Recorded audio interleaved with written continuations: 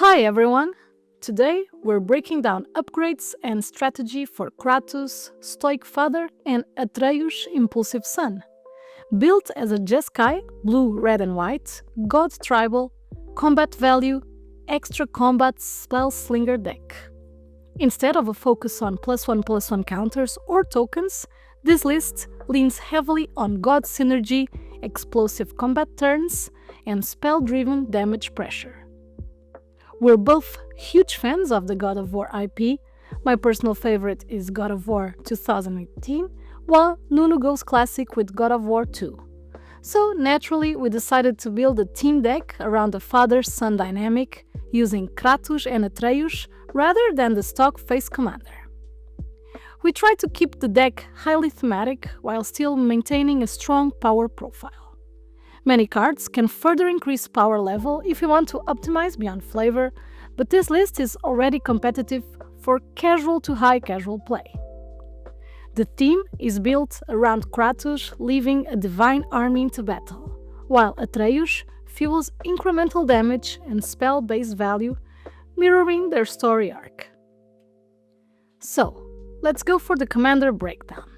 Our commanders are Kratos Stoic Father, a 4-mana Boros God Warrior 4/4 with. Whenever you attack with one or more gods, and whenever a god dies, you get an experience counter. At the beginning of your end step, put a number of +1/+1 counters on target creature equal to the number of experience counters you have. We added as many gods as we could to keep the deck as cool as possible.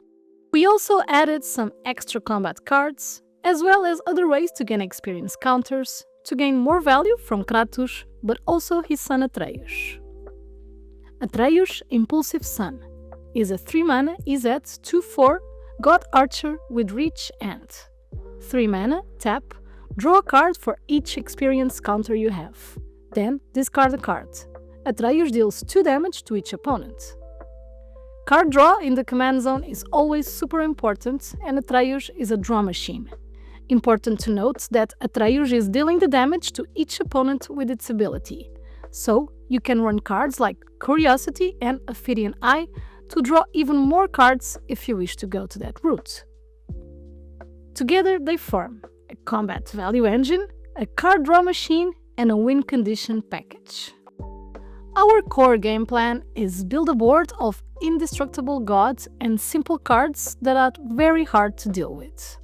Cards like Heliod, God of the Sun, Purpurus, God of the Forge, Tassa, God of the Sea, Keranus, God of Storms, Oketra the True, Ephara, God of the Polish, the Locust Gods, God Eternal Kefnet, God Eternal Oketra. Most are extremely hard to remove and turn combat pressure into inevitability. However, almost all of them are also active creatures if specific conditions are met. Also, as this deck is mostly based in combat and board presence, it also helps that some of these creatures give passive abilities to the board. Heliod gives Vigilance, Purpurus, Bronze-Blooded gives Haste, and Freya, Queen of the Valkyries, gives Menace. Besides all of this, we also end up having a lot of historic synergy, as all gods and the majority of the deck is historics and legendaries, making cards like the Capitoline Triad and Surtur Fari Jotun from Assassin's Creed incredible in this deck. We also run Urza's Ruinous Blast as a possible one-sided board wipe, keeping our gods on the board. Now, we need to talk about some of our tech creatures. Creatures benefiting most from combat triggers are Karlash, Fury of Avernus, and Aurelia the War Leader. They give extra combat phases to retrigger Kratos. Taurian Mauler grows naturally in Commander. Important to note, this is also a god, so it will trigger Kratos early in the game. Othari, Sun's Glory generates tokens to expand draw potential, as well as +1/+1 counters from Kratos, as this is one of the alternative ways we have on the deck to build experience counters. To keep our board protected as well as draw us a couple of cards, we have Counterspell, Dovin's Veto, and Stubborn Denial. Teferi's Ageless Insight. Even though we don't have that much draw in a lot of cards, the fact that it works with Atreus makes it already good enough. Tezzeret Gambit also proliferates counters from Kratos triggers, pulling double duty on this deck. Inspired Ultimatum, Intellectual Offering for burst draw turns. Bolt Band, Burst Charm, Unbreakable Formation to protect your commander and the board.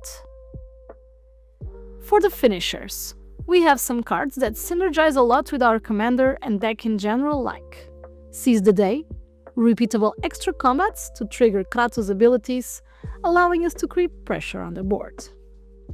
Helm of the Host, as well for extra combats, however in this deck will also work as a combo piece with Aurelia.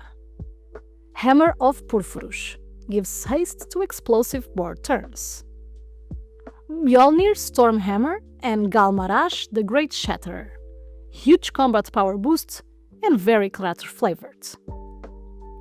3 cards from Lord of the Rings that we would like to talk about are War of the Last Alliance, a great cheap tutor in our deck, allowing us to grab 2 legendary creatures from the deck, and lastly, giving double strike to everything during 1 turn, probably ending the game or at least removing a player on the spot.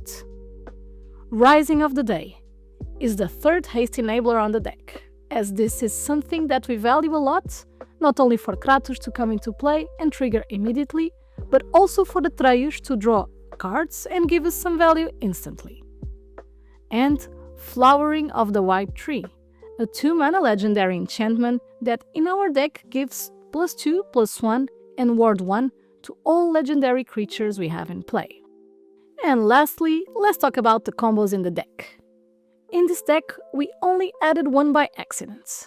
In this case, Aurelia and Helm of the Host, with both of them on the battlefield and Aurelia with the helm attached.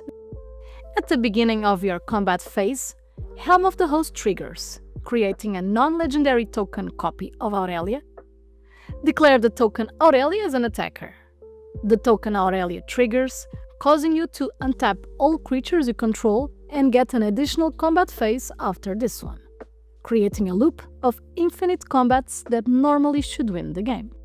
So that's it for today.